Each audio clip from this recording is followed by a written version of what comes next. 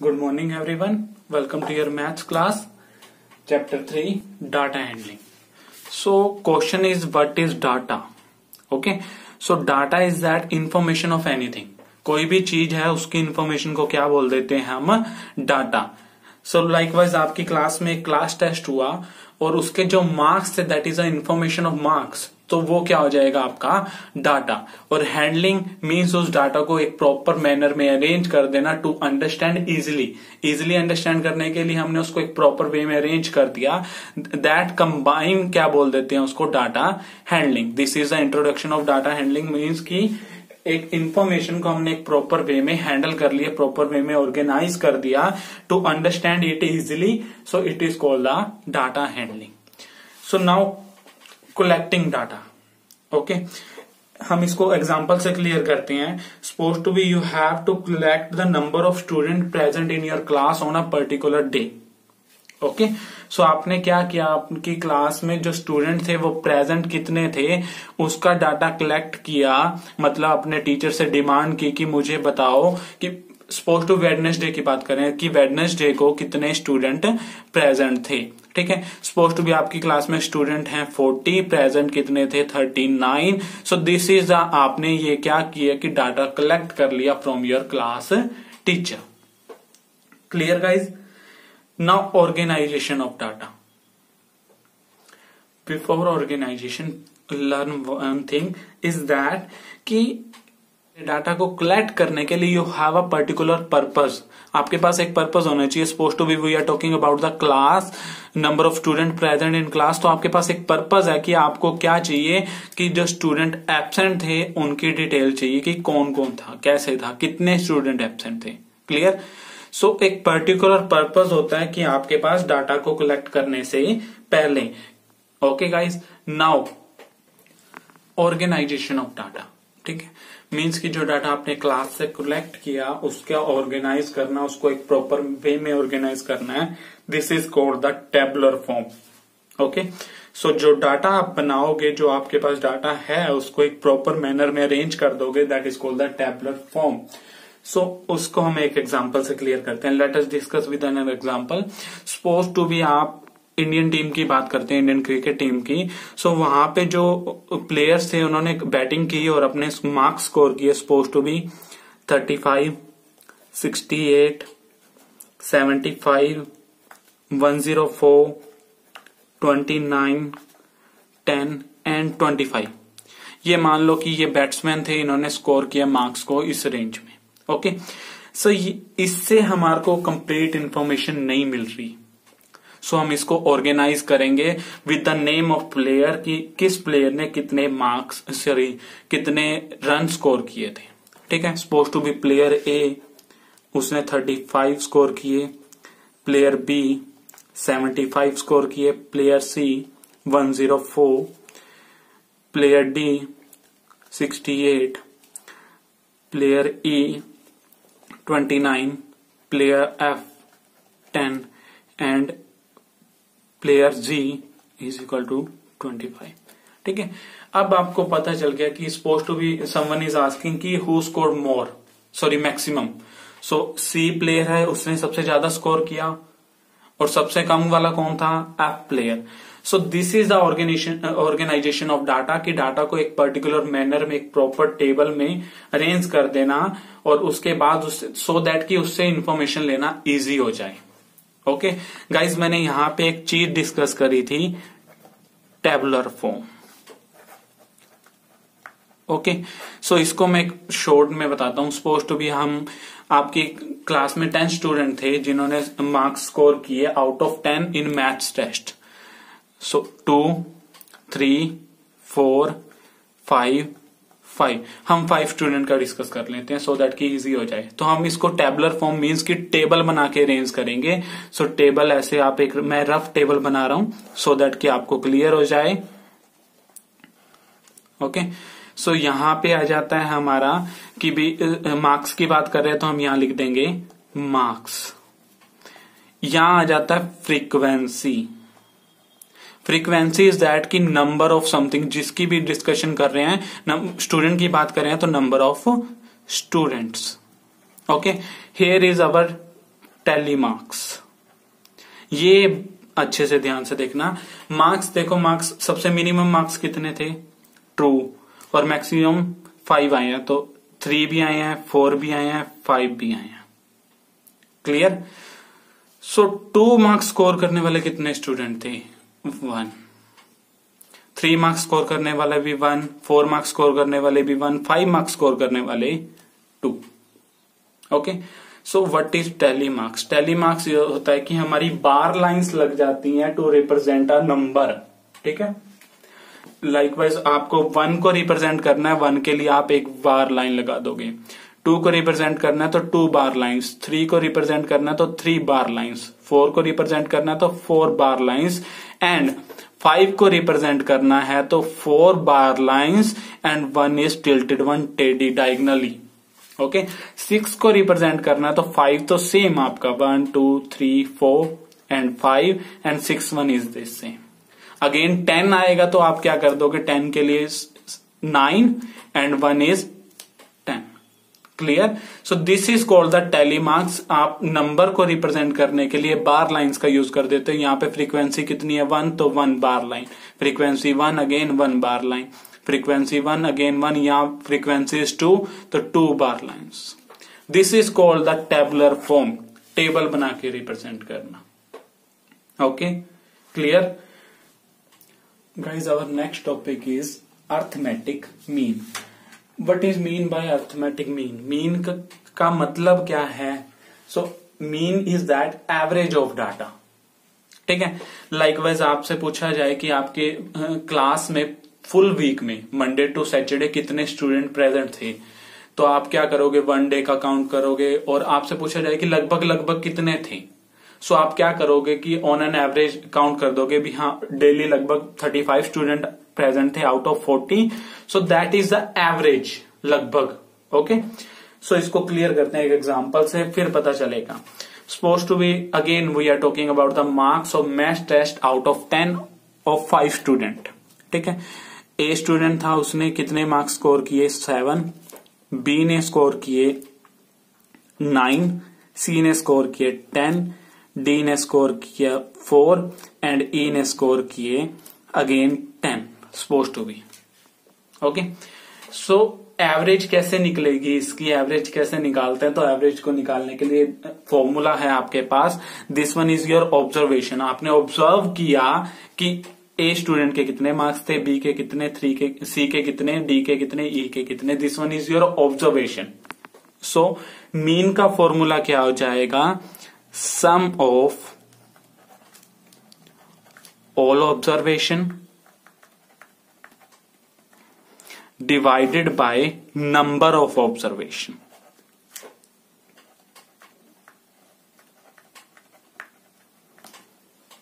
Okay, so sum of observation is sum in observation का sum कर दो। 7 plus 9 plus 10 plus 4 plus 10. 7 and 9 16, 16 and 10 26, 26 और 4 30 and 10 40, divided by number of observation 1 2 3 4 5 divided by 5। Cut करो इसको, 5 1 जा 5, 5 8 जा 48। So mean of this particular data is 8. Okay, clear? Guys, now look at your example 1. Ashish studied for 4 hours, 5 hours and 3 hours respectively on the 3 consecutive days. जो आशीष था वो पढ़ता था 4 hour, 5 hour and 3 hour respectively on 3 consecutive days, लगातार 3 दिनों तक। consecutive is लगातार। ठीक है, likewise Monday, Tuesday and Wednesday. Okay, how many hours does he study daily on an average? कहता कि लगभग वो एक दिन में कितने घंटे पढ़ रहा था, एवरेज बताओ। ठीक है, average is mean that, mean निकालना है आपको। सो फॉर्मूला आप लिखो, मीन का क्या होता था? Mean is equal to sum of all observation divided by number of observation. Okay, so हमने इसका मीन निकालना है। देखो ऑब्जर्वेशन कितनी है हमारी, सपोज टू भी हमने लगाया था 3 डेज जो थे कॉन्सिक्यूटिव 3 डेज थे, हमने ये मान लिया मंडे ट्यूसडे वेडनेसडे। मंडे को कितने आवर स्टडी कर रहा था, 4 आवर्स, ट्यूसडे को 5 आवर्स, वेडनेसडे को 3 आवर्स। ठीक है, number of observation is this one and sum of observation इसमें से निकालो। सम ऑफ ऑब्जर्वेशन क्या हो जाएगा आपका, 4 + 5 + 3। Number of observation is 3, so 4 + 5 8 + 3 sorry 4 + 5 9 + 3 12 by में 3 3 1 जा 3 3 4 जा 12, तो 4/1 यानी कि 4 आवर्स। वो ऑन एन एवरेज एक दिन में कितना पढ़ रहा था, 4 घंटे 4 आवर वो स्टडी कर रहा था ऑन एन एवरेज। गाइज यहां ध्यान दो, जो मैंने ये सम ऑफ ऑब्जर्वेशन निकाला, इसको मैं दूसरी लैंग्वेज में बोलूं, total hours he study in 3 days. ठीक है, वो 3 दिन में कितने घंटे पढ़ रहा था। ओके, और ये नंबर ऑफ ऑब्जर्वेशन है, नंबर ऑफ डेज कितने दिन वो लगातार पढ़ रहा था, तो आप वो भी लिख सकते हो जैसे आपके एग्जाम्पल में बुक में लिखा हुआ है, total number of study hours divided by number of days for which he studied. Clear, so average कितनी निकलाई, 4 आवर पर डे वो पढ़ रहा था। Okay, clear. Now look at example 2। A batsman scored the following number of runs in 6 innings। एक batsman था, 6 inning 6 matches वो खेला, batting की उसने। सो कहता है वो उसने स्कोर किया 36 35 50 46 60 and 55। Calculate the mean run scored by him in an inning. कहता कि एक इनिंग में लगभग एवरेज कितने रन उसने स्कोर किया। So what is the formula for the mean. Mean के लिए फॉर्मूला क्या था कि number sum of all observation divided by number of observation. So number of observation यानी कि नंबर ऑफ इनिंग्स कितनी है, 1 2 3 4 5 6। तो नंबर ऑफ ऑब्जर्वेशन कितनी होगी आपकी, 6। सम ऑफ ऑब्जर्वेशन यानी कि टोटल रन उसने कितने स्कोर किए 6 इनिंग में। Okay, sum of observation 36 + 35 + 50 + 46 + 60 + 55। इसका टोटल आप करोगे तो आपका आ जाएगा 282। मीन्स कि उसने 282 रन स्कोर किए थे 6 इनिंग में। ठीक है, मैं यहां रन्स भी लिख देता हूं। ओके, सो अब मीन फाइंड आउट करना कि ऑन एन एवरेज वो एक इनिंग में कितना स्कोर कर रहा था। मीन क्या हो जाएगा आपका, सम ऑफ ऑब्जर्वेशन यानी कि 282 divided by number of observation. कितनी है ऑब्जर्वेशन आपकी, 6। तो इसको डिवाइड करोगे आप, सिंपल डायरेक्ट कट करना सीख लो। पहले 2 के टेबल पे कट कर लो, 2 3 जा 6, ऊपर वाले को कट करोगे, 2 1 जा 2, 2 4 जा 8, 2 1 जा 2, मीन्स की 141 बाय में 3। अब इसको 3 के टेबल पे कट कर लो, 3 4 जा 12, 2 इज कैरी 1, 3 7 जा 21। 47 रन ऑन एन एवरेज वो स्कोर कर रहा था एक सिंगल इनिंग में। Okay, sometimes he score 36, sometimes he score 60। तो मैक्सिमम मिनिमम चल रहा था, बट एवरेज उसका स्कोर क्या रहा एक दिन का, 46 रन रहा, किसमें, एक इनिंग में। Clear guys, our next topic is range. Okay, so range को एग्जांपल से क्लियर करते हैं। सपोज टू बी, अगेन मैं क्लास वाला एग्जांपल लेता हूं। सो लेट इट बी, आपके क्लास में टेस्ट हुआ और 5 स्टूडेंट के मार्क्स आए, out of 10 3 7 9 10 and 8। Okay, so these are the observation of marks की, हाँ कितने मार्क्स आए। Suppose to B A student इतने, B C D and E. So what is range. Range यहाँ पे क्या है, रेंज का मतलब क्या है। तो रेंज इज, पहले फॉर्मूला देख लो कि जो हमारी रेंज होती है, आर से रिप्रेजेंट कर रहा हूं मैं उसको, वो होती है हमारी maximum observation minus minimum observation, या फिर highest observation minus lowest observation. Okay, so जो हमने ऑब्जर्व किया कि इतने मार्क्स स्कोर किए स्टूडेंट ने, तो उससे रेंज फाइंड आउट करनी है कि भी हाँ रेंज क्या थी उस मार्क्स की। तो हाईएस्ट मार्क्स कितने थे, हाईएस्ट ऑब्जर्वेशन इज 10 और लोएस्ट ऑब्जर्वेशन इज 3, तो 10 minus 3 is equal to 7। This one is the range of this observation. इस पर्टिकुलर डाटा की रेंज क्या होगी, आपकी 7 होगी। Clear guys? Now look at your example number 3. The ages in years of 10 teachers of a school are, कहता है कि जो एक स्कूल था उसके 10 टीचर की एजेस क्या थी, एज इन ईयर्स कितने साल के थे, कौन, 32, 41, 28 एंड सो ऑन। ये सारी आपको एजेस दे रखी है 10 टीचर की आपके स्कूल में। ठीक है, सो आपका फर्स्ट पॉइंट है आपके क्वेश्चन में, देखो वहां पे एग्जाम्पल नंबर 3 पेज नंबर 62 पे। So what is the age of the oldest teacher and the youngest teacher? कहता है कि ओल्डेस्ट टीचर की एज क्या थी और यंगेस्ट टीचर की एज क्या थी। तो उसको फाइंड आउट करने के लिए आप इसको अरेंज कर लो असेंडिंग या डिसेंडिंग ऑर्डर में। ओके, सो हम एग्जांपल के अकॉर्डिंग चलते हैं, हम इसको असेंडिंग ऑर्डर में कर लेते हैं। असेंडिंग ऑर्डर, असेंडिंग ऑर्डर क्या हो जाएगा, सबसे छोटे वाला, यहाँ पे सबसे छोटा नंबर देखो 23।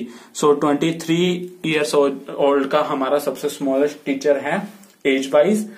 एंड उसके बाद आपका आएगा 26, देन 28, देन 32, 33, 35, 38, 40, 41 एंड 54। ओके, इसको हमने असेंडिंग ऑर्डर में अरेंज कर लिया इस डाटा के ऑब्जर्वेशन से। सो अब हमारे से क्वेश्चन था कि what is the age of the oldest teacher. Oldest teacher की एज क्या हो जाएगी आपकी 54 एंड द यंगेस्ट टीचर की एज क्या हो जाएगी आपकी 23। क्लियर? नाउ सेकंड पॉइंट देखो, what is the range of the ages of the teacher. Range क्या हो जाएगी, रेंज का फॉर्मूला भी जस्ट हमने क्लियर किया। रेंज का फॉर्मूला क्या था, highest observation minus lowest observation. Okay, so highest observation is 54, lowest observation is 23।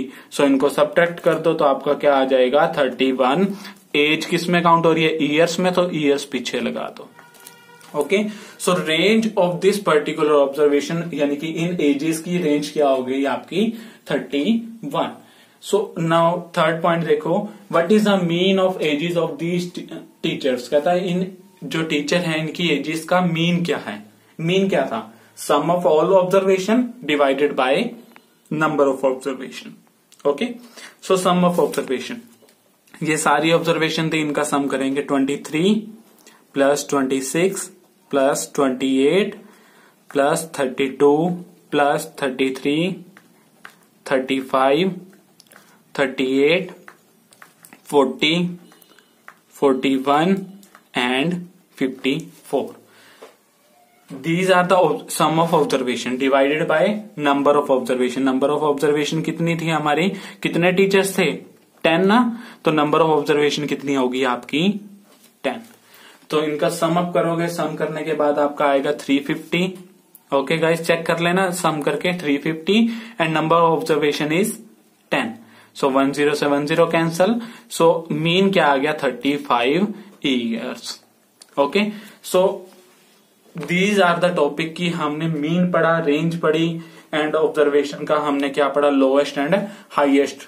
Clear guys? Your homework is you have to revise your exercise 3.1 and I am sharing a PDF with you so that you can complete your fair notebook from there. Okay.